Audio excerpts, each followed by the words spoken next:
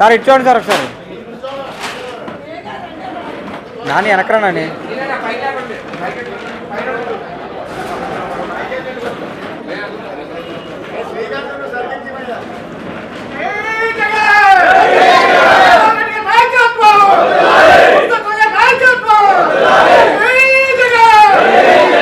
పాల్గొన్న పట్టణ వార్డు ఇన్ఛార్జీలందరికీ, అలాగే రూరల్ మండలానికి సంబంధించిన ప్రతి గ్రామ కమిటీ అధ్యక్షులందరికీ, పెంటపాడు మండల కమిటీ అధ్యక్షులందరికీ ఈరోజు సమావేశం ఎందుకు ఏర్పాటు చేశామంటే,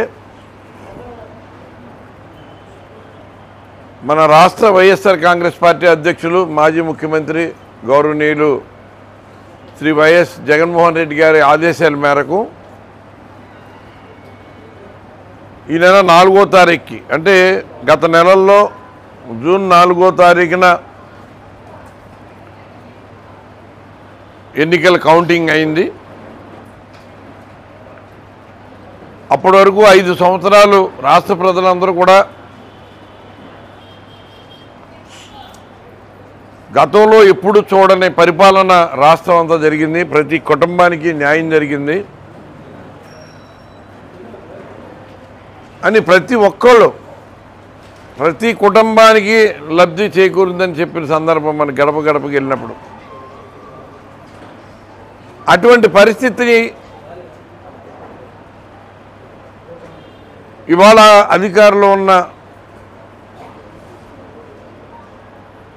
ప్రభుత్వానికి సంబంధించి ఒక దుర్మార్గంగా, ఒక కుట్రపూరితంగా రాష్ట్ర ప్రజల మీద కక్ష కట్టినట్టుగా రాష్ట్ర ప్రజల్ని వంచడానికి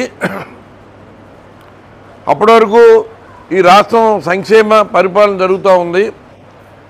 ఈ సంక్షేమ పథకాల ద్వారా రాష్ట్రం దివాళా తీసేస్తుంది. రాష్ట్రంలో ఉన్న ప్రజలందరినీ కూడా సోమరిపోతులు చేశాడు జగన్మోహన్ రెడ్డి గారు అని అనేక విధాలుగా మరి అప్పటి వరకు మాట్లాడిన రాష్ట్ర ముఖ్యమంత్రి నారా చంద్రబాబు నాయుడు గారు కానీ, ఉప ముఖ్యమంత్రి పవన్ కళ్యాణ్ కానీ,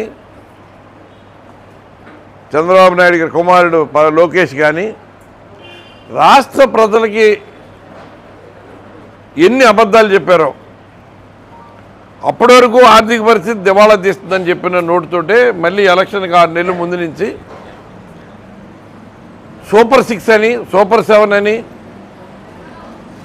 ప్రతి వాళ్ళని కోటీశ్వరులు చేసేస్తామని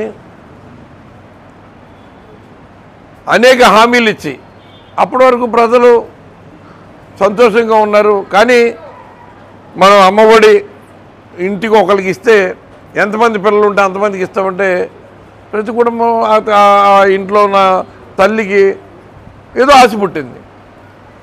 18 సంవత్సరాలు నిండిన మహిళలందరికీ కూడా నెలకి 1500, సంవత్సరానికి 18,000 ఇస్తామంటే ప్రతి ఒక్కరికి ఆశ పుట్టింది.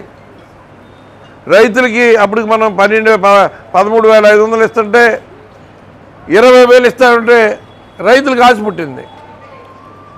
అంతకుముందు నిరుద్యోగ భృతి 1000 రూపాయలు ఇస్తానని 2014-19 వరకు కూడా ఇవ్వకుండా ఆఖరిలో ఏదో 25,000 మందికో 20,000 మందికో 1000 రూపాయల కాడికి ఇచ్చి మోసం చేసిన ఈసారి 3,000 ఇస్తారంటే ఏమో 5 సంవత్సరాలు జగన్మోహన్ రెడ్డి గారు ఇచ్చిన ప్రతి హామీ నెరవేర్చారు. ఆయన అమలు చేయగలిగింది వీళ్ళు వచ్చి ఇంకా బాగా చేస్తారేమో అని ప్రతి నిరుద్యోగులు కూడా ఆశపడిపోయారు. అప్పటి వరకు వాలంటీర్లు నెలకు మనం గౌరవ వేతనం కింద 5,000 ఇచ్చి ప్రతి ఇంటికి న్యాయం జరిగేలాగా, ప్రభుత్వ పథకాలన్నీ అందేలాగా మనం చేస్తే ఆ వాలంటరీ వ్యవస్థ ద్వారా ఈ సమాజం చెడిపోతూ ఉంది. ఆడపిల్లల్ని వీళ్ళు వ్యభిచార గృహాలకి ఇన్ఫర్మేషన్ ఇచ్చి మరి రాష్ట్రంలో 30 లక్షల మంది మహిళలు మిస్ అయ్యారు అని పవన్ కళ్యాణ్ చెప్పి, ఈ వ్యవస్థ సంచులు మోసే వ్యవస్థ అని చంద్రబాబు నాయుడు చెప్పి, ఇంత చెప్పి ఎలక్షన్ ఇంకా 5-6 నెలలు ఉందనగా 5,000 సరిపోద్ది, మేము వస్తే 10,000 ఇస్తామంటే వాలంటీర్లు కూడా ఒక ప్రలోభ పడడం జరిగింది. అంటే ఇటువంటి దుర్మార్గమైన కుట్రతోటి ప్రలోభాలకు లోన్ చేసి ప్రజలందరినీ ప్రజలను నమ్మించి వంచి మోసం చేసి దగా చేసి మరి వాళ్ళ అధికారంలోకి వచ్చి సంవత్సరం పూర్తవుతూ ఉంది.